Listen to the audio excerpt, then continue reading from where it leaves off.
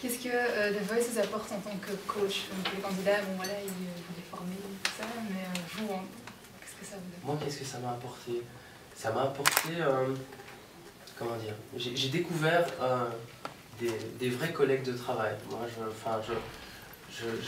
j'avais des a priori sur Quentin. Je pense que Quentin, voilà, c'est une nouvelle star, c'est la Starac. Natacha Saint-Pierre, c'est la chanteuse de variété. C'est les a priori qu'on a, et il s'avère que quand on travaille ensemble, on voit qu'on a tous un point commun, c'est qu'on est des acharnés du travail, qu'on est là pour... si on est là, c'est pas pour rien aussi, c'est voilà. Et ça m'apporte beaucoup humainement, c'est de retirer toutes ces étiquettes qu'on met sur les gens et tous ces a priori, et ça, The Voice m'a appris ça.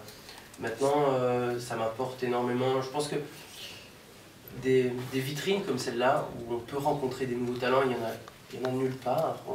On rencontre difficilement des jeunes talents. Enfin, c'est pas que tu vas dans un bar, tu vas en trouver un et tu te dis ouais, c'est la nouvelle star, il n'y a qu'ici que ça se passe. Et je suis fier d'être là pour participer à ces échanges finalement entre artistes, parce que même si nous on est déjà médiatisés, je pense qu'il y a quand même un échange, ils nous apprennent, on leur apprend, il y a un truc super valorisant et enrichissant.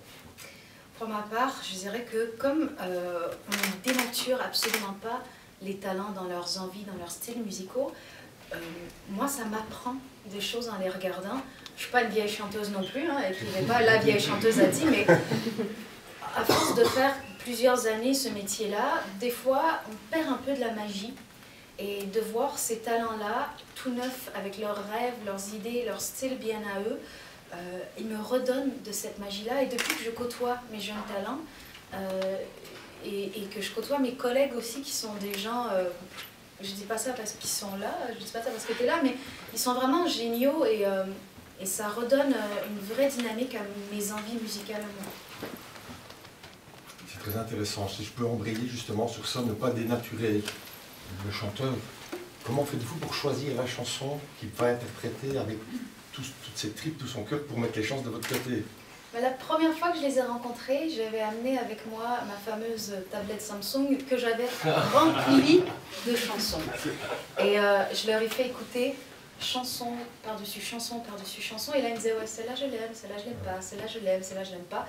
Pour essayer de cerner une espèce de personnalité musicale et pouvoir aller puiser dans ce que j'ai l'impression en tout cas d'avoir cerné comme personnalité musicale. Après, si j'ai quelqu'un qui est hésitant et que je pense pouvoir amener plus loin, je le pousserai. Mais si j'ai quelqu'un qui pleure devant moi et qui me dit cette chanson-là, vraiment c'est une atrocité pour moi, j'ai l'impression de perdre mon identité, évidemment je ne les pousserai pas. Moi j'ai fait pareil, on a fait un scan de chacun des personnages, finalement on a passé 1 heure avec chacun des talents à juste voilà, étudier leur bibliothèque musicale. Ce qui fait qu'on en a déterminé un profil, et enfin, moi je tente de les faire chanter ce qu'ils aiment chanter.